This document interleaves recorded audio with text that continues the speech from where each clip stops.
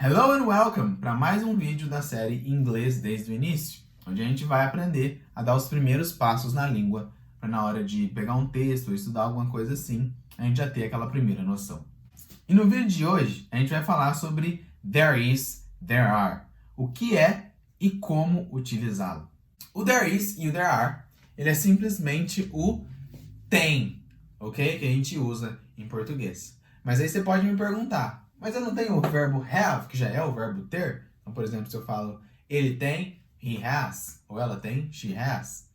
Sim, mas é um tem um pouco diferente. Em português, a gente pode usar os dois como tem, só que a gente vai ter uma tradução um pouco diferente para cada um deles. O primeiro, o there is e o there are, ele é o ter no sentido de haver alguma coisa, de existir, ok? Então a gente vai usar ele como existir. E o have é o tem no sentido de possuir, de ter posse de algo. Então o have é o verbo possuir. Okay? Então aqui em cima eu tenho o existir, o there is e o there are, e aqui embaixo eu tenho o possuir, o have. Os dois eu posso traduzir como tem, mas para a gente entender melhor quando eu tenho que usar um ou quando eu tenho que usar o outro, fica muito mais fácil se traduzir desse jeito, existir e possuir. Por exemplo, se eu fosse falar assim, o Brasil tem muitas praias. Então, o Brasil existe ou o Brasil possui? O Brasil possui, certo? É a maneira correta de dizer. O Brasil existe, muitas praias, fica esquisito, não está correto. Então, qual que é o verbo possuir? É o have. Se eu fosse traduzir, Brazil has a lot of beaches, ok? Então, o Brasil possui, o Brasil tem muitas praias.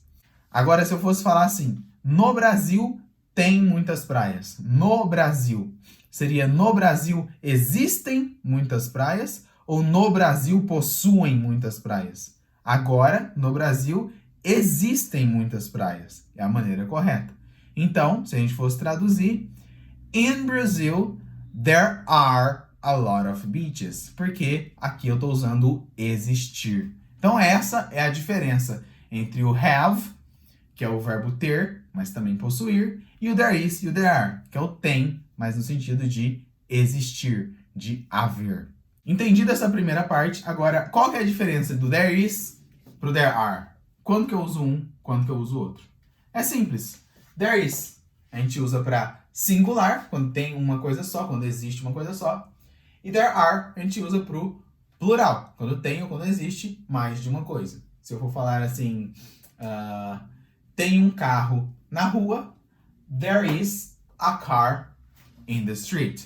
Agora, se eu for falar, tem 5 carros na rua, there are 5 cars in the street. Ok? E agora, como é que vão ficar as frases na afirmativa, negativa e interrogativa? Então, primeiro, afirmativa. No singular, there is a man here. Tem um homem aqui. Existe um homem aqui. Há um homem aqui. There is a man here. Se eu for falar no plural, there are 3 men here. Tem 3 homens aqui. Eu posso trocar aqui. There are some men here. Tem alguns homens aqui. Na interrogativa, eu vou colocar o verbo to be lá no começo, igual a gente viu no vídeo sobre o verbo to be. Se você não viu ainda, clique na playlist de como aprender inglês desde o início e assiste a aula sobre verbo to be. Você vai entender isso melhor. Então, eu simplesmente jogo o verbo to be lá pro começo. Is there a man here? Tem um homem aqui.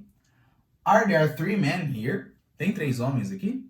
E na negativa, eu coloco o not junto com o to be. Eu junto eles, ok? Posso deixar separado. Posso separar is com not. Ou posso juntar, deixando isn't. There isn't a man here. Ou there is not a man here. Não tem um homem aqui. There aren't 3 men here. Ou there are not 3 men here. Não tem 3 homens aqui. Alright? Então essa foi a dica de hoje. Se você gostou, não esquece de dar o like. Se inscreva no canal, porque eu estou sempre postando coisas assim. Dicas de como aprender inglês mais fácil, mais rápido, de maneira mais eficiente. Compartilha com todo mundo nas redes sociais aí. Vamos espalhar o conhecimento para os seus amigos, para todo mundo. And that's it for today. So, see you.